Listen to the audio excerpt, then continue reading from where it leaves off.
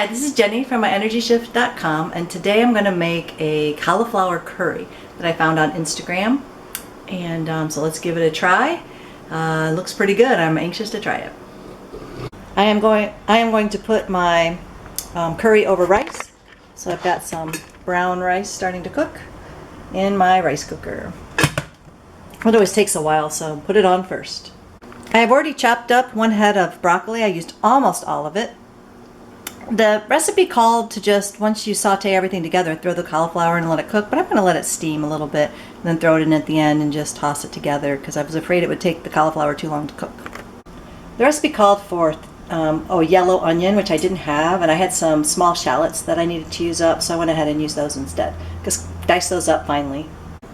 Alright, of course the recipe called for oil, but I'm using vegetable broth. I'm going to start sauteing up those shallots.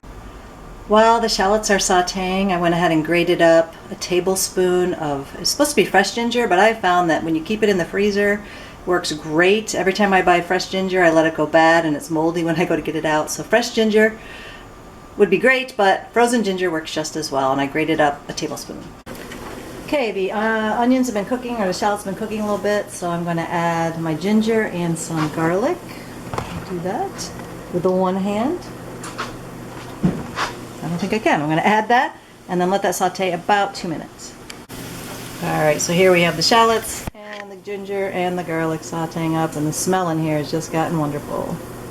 Just going to do that 1 or 2 minutes, and I'm going to add a can of diced tomatoes, as well as a teaspoon of cinnamon and a teaspoon of curry powder.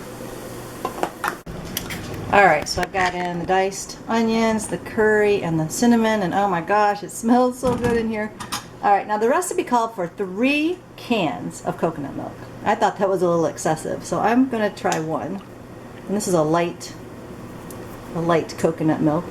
So I'm going to, hopefully that will be enough. I did get an extra can just in case, but I mean, even with light, it's a pretty fatty dish with coconut milk, so I'm hoping 1 will do. Right. Oh, I double checked the recipe, and it was supposed to be 2 tablespoons of curry powder instead of a teaspoon. I don't know, I messed it up, so I added some more. Woo, it smells like an Indian kitchen in here.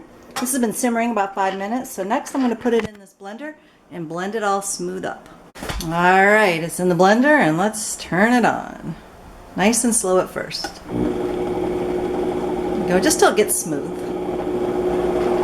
Alright, here's how it looks. Tastes pretty good, it's pretty smooth. I added a little bit of salt too. I'm going to pour that back in the pan. I can do that. And I'm going to add my cauliflower instead to heat it through, but I'm kind of glad I pre-cooked my cauliflower because now the dish is pretty much done. I don't have to worry about my cauliflower not getting cooked all the way through. Alright, going the handheld route today. Here it is. There's a lot of sauce. I don't know how I would have added 3 cans of coconut milk. 1 was plenty. Very flavorful. I love cauliflower. It's so good for you as a cruciferous vegetable. You should eat cruciferous vegetables every week. And like I said, the cauliflower is done. Dumped it in. Ready to go. Put it over my rice. Definitely a thumbs up.